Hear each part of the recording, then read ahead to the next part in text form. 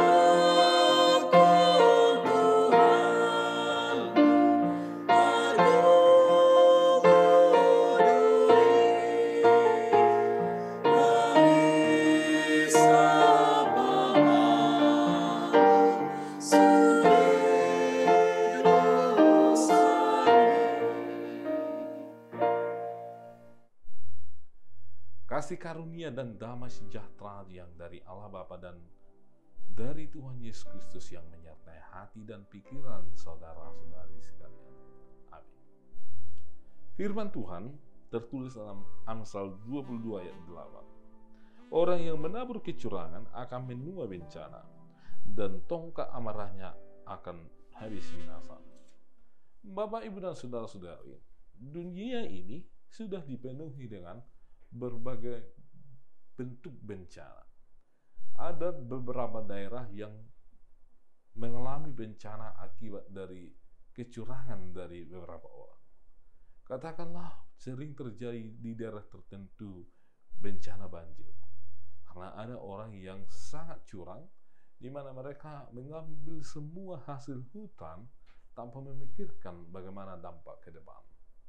Namun apa yang terjadi? Ada begitu banyak orang yang dirugikan oleh sebab kecurangan itu. Kecurangan itu mereka melakukannya, mereka curang terhadap hukum, mereka curang terhadap alam, mereka curang juga kepada sesamanya manusia. Di mana seakan-akan alam itu atau hutan itu adalah milik mereka sendiri, dan mereka mengakal-akali hukum untuk mengambilnya dan tidak memperdulikan dampaknya ke depan. Bencana sering terjadi demikian Bapak, Ibu, dan saudara-saudari. Atau jika kita berada di daerah pesisir pantai, ada begitu banyak orang yang tidak memikirkan bagaimana dampak dari pembuangan limbah secara sembarangan ke sana. Sehingga banyak sekali orang yang menjadi korban dari pembuangan limbah tersebut. Bukan hanya masyarakat, alam juga akan dirugikan. Dan apa dampaknya ke depan? Orang yang membuang limbah juga dimungkinkan akan mengalami dampak dari kecurangan tersebut. Atau Bapak, Ibu, dan saudara-saudari, kecurangan sosial sering kita temukan di tengah-tengah masyarakat, di tengah-tengah bangsa kita ini, Bapak, Ibu, dan saudara-saudari. Ketika ada orang yang sebenarnya dia yang layak untuk dihukum, tetapi ketika hukum dipermainkan, maka dia dibebaskan dan orang lain yang dikorbankan. Atau orang tersebut tidak layak untuk mendapatkan nilai tersebut, katakanlah dia yang tidak layak untuk memasuki fakultas atau universitas tertentu atau masuk ke pekerjaan tertentu, tapi karena kecurangan yang dilakukan, maka dia yang masuk. Apa yang terjadi? Dia tidak akan nyaman. Dan dalam hati atau batinnya dia tidak nyaman, merasa dia tidak akan pernah sanggup untuk mempertanggungjawabkan apa yang dia lakukan. Oleh sebab itu ya Bapak, Ibu, dan saudara-saudari, berbahagialah kita apabila kita menabur yang baik di tengah-tengah kehidupan kita. Karena itu akan menjadi berkat di dalam kehidupan kita dan menjadi berkat bagi orang lain. Kalau kita menabur sesuatu yang positif, menabur yang baik, menabur yang menjadi sukacita bagi orang lain, bukankah kita bersukacita, orang lain juga akan bersukacita? Tapi lihatlah mereka yang menabur kecurangan, keturunannya juga akan demikian, akan selalu berbuat curang. Bahkan dia menikmati kecurangan itu, dan rasa khawatir dari orang curang itu sangat luar biasa Bapak, Ibu, dan saudara-saudari.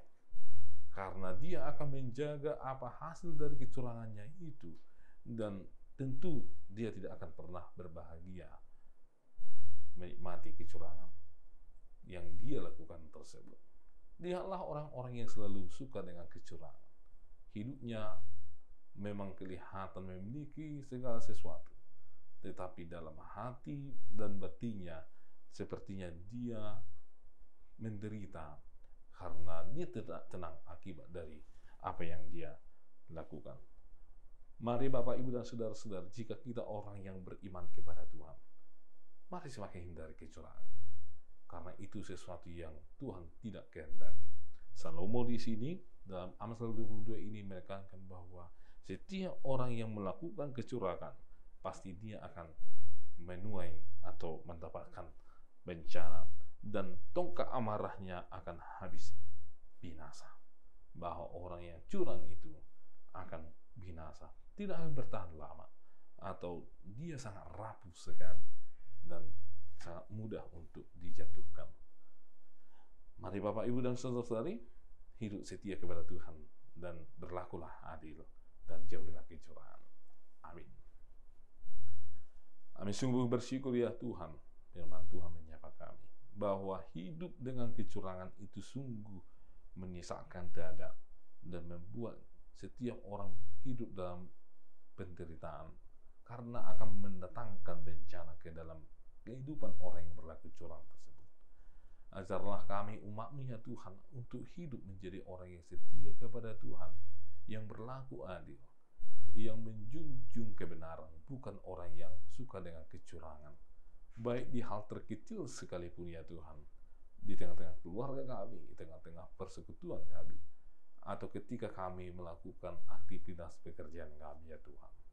Tuhanlah yang berkati jemaat Tuhan dimanapun berada. Lindungilah ya Tuhan orang-orang muda Engkau yang berkati mereka, baik ketika sekolah atau orang tua ya Tuhan. Engkau lah yang melindungi dan memberkati ketika mereka mencari nafkah untuk keluarga ya Tuhan.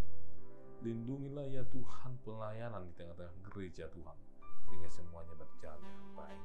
Dan ajarlah kami ya Tuhan untuk dapat memberikan yang terbaik untuk pelayanan bagi umat Tuhan dan bagi Tuhan melalui gereja ya Tuhan. Ajarlah para pemimpin kami dengan bangsa kami ini ya Tuhan, agar mereka ya Tuhan setia kepada mandat yang dipercayakan kepada mereka, dan kiranya Engkau yang mengingatkan mereka ya Tuhan bahwa berlaku curang akan mendatangkan bencana kepada mereka, bahkan kepada setiap orang di tengah-tengah bangsa kami ini ya Tuhan. Ajarlah mereka ya Tuhan agar mereka menjauhi kecurangan, tetapi mencintai keadilan dan kebenaran yang daripada Tuhan. Ampuni kami ya Tuhan atas segala dosa dan kesalahan kami, sehingga kami layak di hadapan Tuhan. Hanya dalam Kristus Yesus kami berdoa dan mengucap syukur kepada-Mu. Amin. Anugerah dari Tuhan Yesus Kristus, kasih setia dari Allah Bapa, dan persekutuan dari Roh Kudus menyertai kamu sekalian. Amin.